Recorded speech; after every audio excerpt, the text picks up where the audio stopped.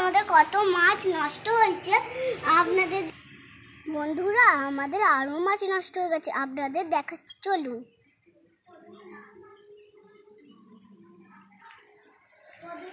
এই দেখুন বন্ধুরা, এই যে মাছ নষ্ট হয়েছে কত, দেখুন চিংড়ি মাছও আছে এখানে।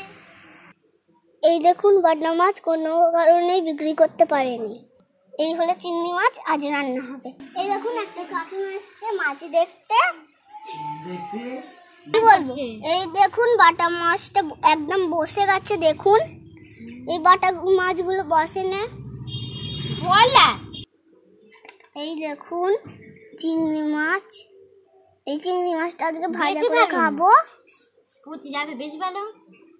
এই দেখুন বাটা মাছ, এগুলো নষ্ট হয়ে গেছে একদম। এবার কি করব জানি না। এই বাটা মাছগুলো এখন ফেলে দিতে হবে।